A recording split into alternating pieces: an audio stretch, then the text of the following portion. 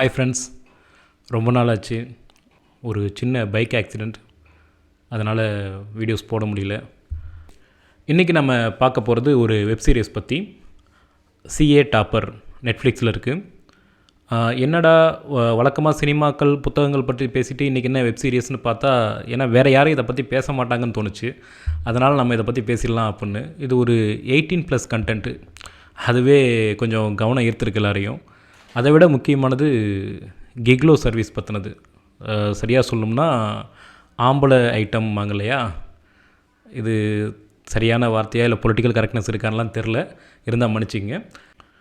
CA டாப்பர்னதும் உண்மையிலேயே நெட்ஃப்ளிக்ஸில் நிறைய பேர் ஏதோ படிப்பு சம்மந்தமானது, இந்த +2 ஃபெயில் அது மாதிரி ஏதோ மோட்டிவேஷன் சம்மந்தமான படம்னு நினச்சி, இல்லை சம்மந்தமான வெப் சீரிஸ்னு நினச்சி பார்க்காம விட்டுருப்பாங்க. ஆனால் இது அப்படி இல்லை. இது முழுக்க ஒரு அடல்ட் கண்டென்ட்டு. கதையை பற்றி கொஞ்சம் சுருக்கமாக சொல்கிறேனே. ஒரு சிஏ, ஒரு அரசு அதிகாரி, ரொம்ப நேர்மையானவர். வருமானத்துக்கு மீறி ஒரு பைசா சம்பாதிக்க மாட்டார். மேலதிகாரிக்கிட்டேருந்து எவ்வளோ ப்ரெஷர் வந்தாலும் தன்னோட கடமையை மீறி எந்த தப்பும் பண்ணாத ஒரு அரசு அதிகாரி. சொந்த பந்தங்கள்லாம் இந்த மாதிரி இருக்கவங்களுக்கு ஒரு பேர் வச்சுருப்பாங்க இல்லைங்களா, அந்த மாதிரி எல்லாருமே அவங்கள கேலி பண்ணால் கூட தான் இப்படித்தான் அப்படிங்கிறதுல மாறாமல் அப்படியே இருக்க ஒரு அதிகாரி. ஆனால் இந்த மாதிரி இருக்கவர், கொஞ்சம் பண கஷ்டத்தில் இருக்கவர், எல்லாத்துலேயும் பார்த்து செலவு பண்ணுறவர், இந்த மாதிரி நபரோட ஒரு பெண் தொடர்ந்து குடும்பம் நடத்துவாளா? இந்த காலகட்டத்தில் கொஞ்சம் ப்ராக்டிக்கலாக யோசித்து பார்த்தா கஷ்டம். ஆனால் அவரோட மனைவி கொஞ்சம் கூட விட்டு கொடுக்காமல் அப்படியே தொடர்ந்து இருக்காங்க. ஏன்னு பார்த்தா சார் அந்த விஷயத்தில் கில்லி.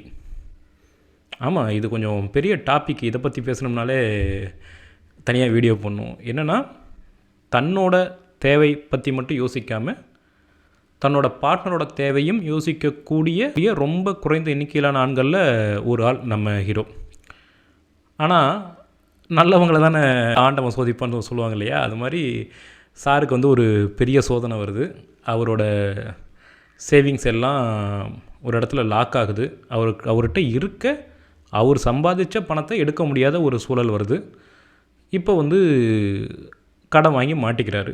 ஸோ ஏதாவது ஒன்று செய்யணும், ஆனால் லஞ்சமும் வாங்கக்கூடாது. ஏன்னா பாருங்கள், இந்த மாதிரி ஒரு கிரிட்டிக்கலான சுச்சுவேஷன் வந்தும் கூட சார் தன்னோட நேர்மையை இழக்கக்கூடாது அப்படின்னு இருப்பார்.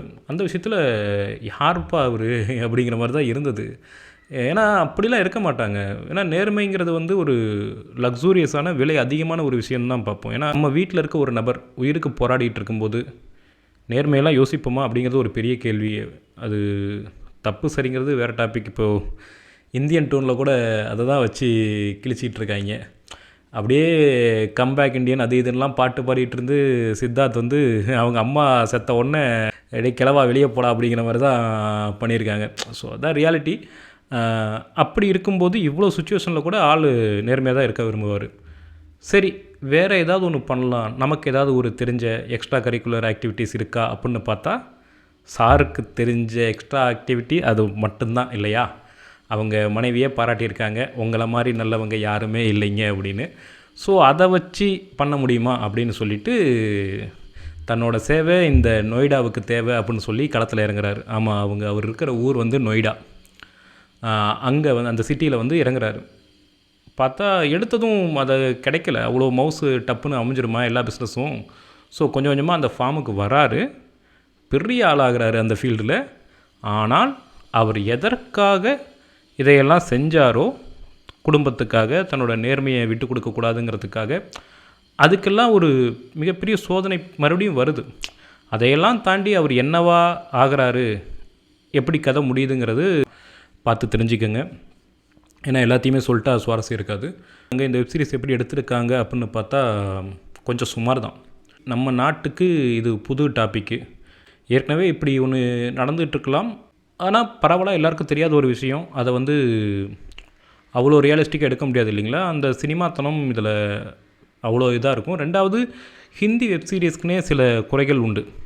இப்போது இப்படி தெலுங்கு படம்னா ஓவர் மாஸ்ன்னு சொல்லிட்டு காமெடி பண்ணிகிட்டு இருப்பாங்களோ, அது மாதிரி ஹிந்தி வெப்சீரிஸ்க்குன்னு ஒரு சில குறைகள் உண்டு. அது இதுலேயும் இருக்குது. ஆனால் அதை கொஞ்சம் சகிச்சுக்கிட்டு பார்த்தோம்னா நல்ல ஸ்க்ரீன் ப்ளே, அதாவது எப்படி சொல்கிறது, கொஞ்சம் விறுவிறுப்பாக என்னாகும் இவனுக்கு என்னாகும் அப்படிங்கிற மாதிரி கொஞ்சம் விறுவிறுப்பாகவே கொண்டு போயிருக்காங்க. நிறைய இடம் கொஞ்சம் ரசிக்கிற மாதிரி இருந்தது. எந்த மாதிரியான பெண்கள் இப்படி இன்னொரு ஆணை தேடி வருவாங்க பணத்தை கொடுத்து அப்படிங்கிறது. ரெண்டாவது ஒரே வீட்டில் இருக்கக்கூடிய 2 பெண்கள் அப்படி இந்த நம்ம ஆளுக்கிட்ட சிஏ டாப்பர்கிட்ட போயிட்டு அதை ஒருத்தருக்கு ஒருத்தர் தெரிய வரும்போது அவங்க கொடுக்குற ரியாக்ஷன், அந்த மாதிரி சின்ன சின்ன சுவாரஸ்யமான இடங்கள்லாம் இருக்குது. எனக்கு ஒரு இடம் பிடிச்சிருந்தது. போலீஸ் ஒரு தடவை இவங்களை பிடிச்சிரும், லாட்ஜில் ரைடு வரும்போது பிடிச்சிரும். அப்போ பிடிச்சா என்ன பண்ணும், வழக்கம் போல் என்ன நினைப்பாங்க அவங்க, ஃபஸ்ட்டு கதெல்லாம் விசாரிப்பாங்க. இல்லை காசு கொடுத்து போகிறது தான் அப்படின்னோடனே அந்த பொண்ணை பிடிச்சி திட்ட ஆரம்பிச்சிடுவார் இன்ஸ்பெக்டர். இது மாதிரி ஏமா நீ உனக்கு வேறு தொழிலே கிடைக்கலையா, கை காலெலாம் நல்லா தானே இருக்குது அப்படி இப்படின்னு பிடிச்சி திட்டிகிட்டு இருப்பாப்புல. அப்புறம் அந்த பொண்ணு, யோ உனக்கு தெரியுமா நான் அப்படி பண்ணுறேன்னு, நான் காசு கொடுக்குறவன் அவன் தான் வாங்குறவன், அவன் தான் ஆகிட்டான், அவனை பிடிச்சி கேளு அப்படிங்கிற மாதிரி திட்டினோடனே அவன் திட்டவே மாட்டான். நிஜமாலுமே இப்படிலாம் தொழில் இருக்காயா எப்படி அப்படிங்கிற ஒரு மாதிரி இதாகிடுவான். அப்போ அந்த பொண்ணு சொல்ல, ஏன்டா இப்போ ஒரு பொண்ணு நான் தப்பு பண்ணேன், நான் வந்து ஒரு விபச்சாரம் பண்ணனோன்னே இவ்வளோ அட்வைஸ் பண்ணேன், அவன் பண்ணானோன்னு அப்படியே கப்புச்சிப்புன்னு இருக்க, ஏன்னா அவங்களுக்கு திட்டுறது கூட வார்த்தை இல்லை இல்லையா அப்படின்னு சொல்லிட்டு அசிங்கப்படுத்திட்டு போயிடும். ஸோ அதுதானே உண்மை. இங்கே இப்போ உண்மையிலேயே ஒரு பெண் விபச்சாரம் பண்ணுறதா இருந்தால் அவளை எப்படி சமூகம் பார்க்கும், ஒரு ஆண் அப்படி பண்ணால் அவனை இங்கே என்ன மாதிரி பார்ப்பாங்க அப்படின்னு ஒரு பெரிய டிபேட்டே வைக்கலாம். பல ஆண்கள் அப்படி ஒரு வேலை இருந்தால் போகிறதுக்கு தான் தயாராக இருப்பாங்கன்னு தான் சொல்லலாம். கொஞ்சம் வருஷத்துக்கு முன்னாடி இப்படி கிக்லோவாக போகிறதுக்கு ஒரு ஆஃபர் இருக்குது, நீங்கள் எடுத்த உடனே இவ்வளோ பணம் கட்டணும், இவ்வளோ பணம் கட்டினீங்கன்னா நீங்கள் இந்த மாதிரி ஹவுஸ் ஒய்ஃபோட நம்பர் வரும் அப்படின்னு சொல்லிட்டு நிறைய மெயில் வரும். அப்போலாம் யாகு சாட் இருந்த பீரியடில் கிக்லோவாக விருப்பமாக இவ்வளோ பணம் கட்டுங்க இந்த அக்கௌண்ட்டில் அப்படிங்கிற மாதிரிலாம் வரும். இப்போது சோசியல் மீடியா இன்ஃப்ளூயன்ஸில் அதிகமானதுக்கப்புறம் என்ன எப்படி நடக்குதுன்னு தெரியல. இதுக்கு முன்னாடி இந்தியாவில் இந்த மாதிரி இது சம்மந்தமாக எதுவும் படம் வந்திருக்கா அப்படின்னு பார்த்தா எனக்கு தெரிஞ்சு பிஏ பாஸ் அப்படின்னு ஒரு படம், அதில் வந்து அப்படி ஆகி அவன் வாழ்க்கையே நாசமாக போன ஒரு கேரக்டராக காட்டுவாங்க. ஆனால் எனக்கு தெரிஞ்சு தமிழில் ஒரு நல்ல புத்தகம் இது சம்மந்தமாக வந்திருக்கு.